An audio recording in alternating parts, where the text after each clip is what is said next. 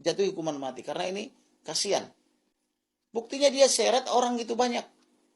Sampai 97 orang. Itu kan kejahatan.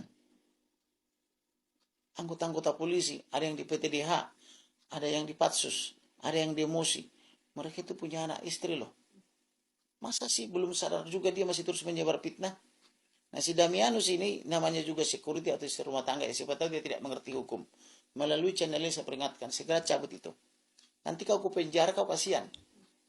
Ya, saya serius loh. Jangan sampai dia nanti saya penjarakan baru menyesal. Saya diajari Sambo nanti kan gitu.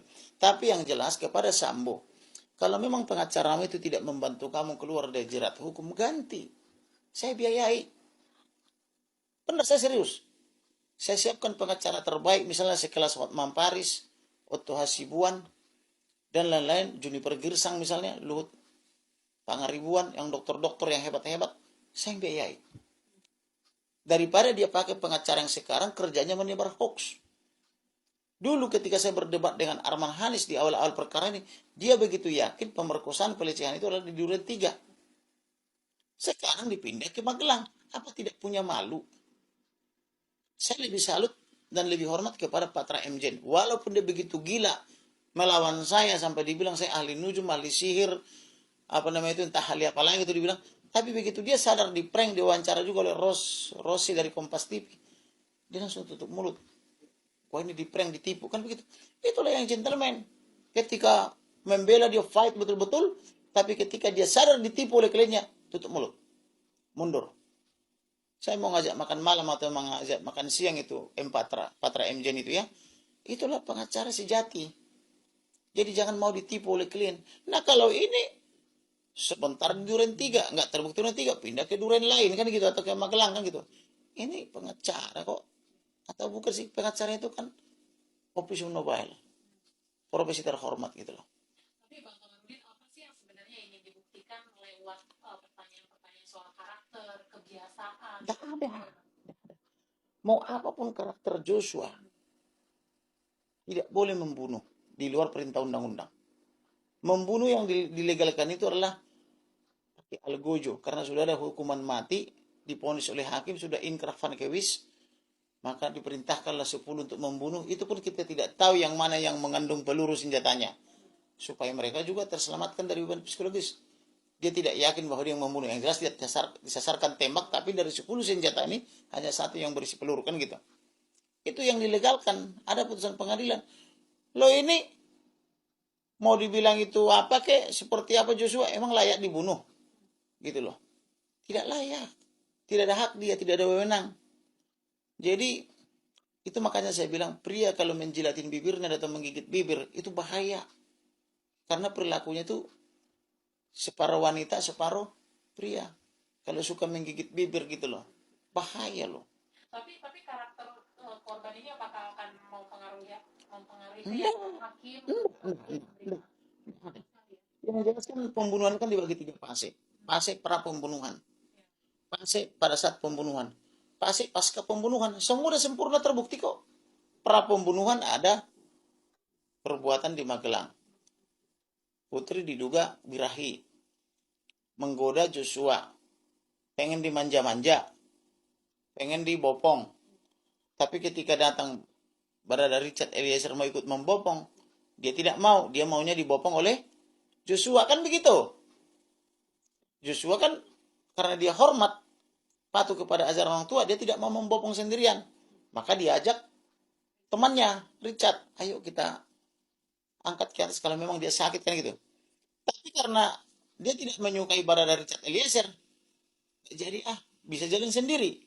Nah, di pengadilan dia sehat terus. Dia minta dibopong itu tanggal 4, tanggal 5 dia jalan-jalan ke mall, berarti sehat. Jadi Putri ini seperti lagu pengen jadi manja, yang gitu, yang ada lagu-lagu itu loh. Jadi dia itu pengen dimanja-manja gitu loh. Dan itulah makanya Ferdy Sambo menaruh pria-pria kuat, udah gagah perkasa mengelilingi Putri. Apa maksud Ferdy Sambo membuat istrinya dikepung oleh pria-pria tangguh dan perkasa dan masih muda-muda dan kekar-kekar gitu loh. Ini otaknya si Ferdy Sambo harus diperiksa. Dan apa maksud dia istrinya ditinggal di Saguling, dia pergi ke Jalan Bangka dengan Daden? Hubungan apa? Daden dengan Perdi Sambo sehingga ini berduaan terus. Ini harus diperiksa loh. Ini yang perlu diperiksa. Jangan membuat fitnah. Berkelahi atau berantam mulut. Perdi Sambo di Magelang ketika merayakan ulang tahun ke-22.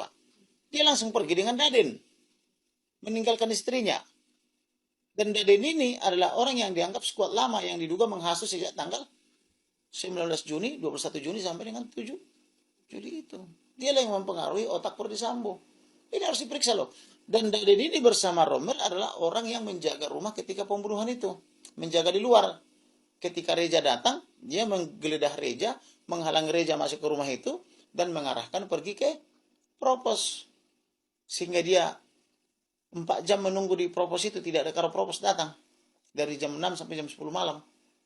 Andai kata Reja tidak dihalangi oleh Daden, mungkin dia belum dibunuh si Janusnya, si Joshua-nya. Atau mungkin baru mulai disiksa. Atau mungkin sudah dibunuh tapi tidak perlu selama ini mengungkapkan gitu. Tapi bisa juga positif. Andaikan misalnya Reja masuk juga lagi pas pembunuhan ini, jangan-jangan Reja pun ikut dibunuh, kan begitu. Kira-kira begitu pandangannya. Jadi tidak ada gunanya mereka menyebar fitnah. Itu hanya mempersulit posisi mereka. Dan saya lihat mereka itu ketika diperiksa semua berbohong. Mereka yang pantas dicurigai. Tidak ada ceritanya asisten rumah tangga pergi ke naik klub. Namanya asisten rumah tangga bagian security. Ya tugas dia menjaga rumah. Bukan ke naik klub. Gitu loh. Tidak masuk akal. Jadi mereka mencoba membuat karakter building assassination atau pembunuhan karakter almarhum. Tapi itu perbuatan sia-sia. Itu karena otaknya adalah Arman Haris. Kalau saya jadi pengacaranya, bukan begitu cara membela. Kalau saya membela kalian, kamu lakukan enggak? Kalau kamu lakukan, minta maaf.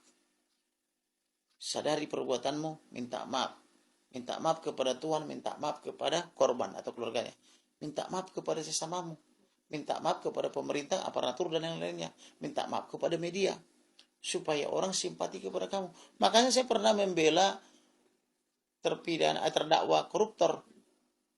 Itu pemecah rekor loh. Saya membela koruptor di KPK karena diminta tolong KPK. KPK menangkap tersangka namanya Deddy Suarsono. Bukan, nanti di Google.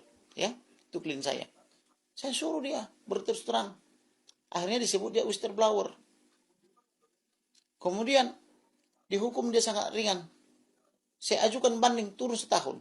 Dari 3 menjadi 2. Maka langsung bebas. Karena saya suruh menyadari bahwa itu salah gitu loh. Jadi cara membela klien itu bukan memfitnah, tapi mengajarkan hukum yang benar supaya ada kesadaran hukum itu yang benar. Gitu.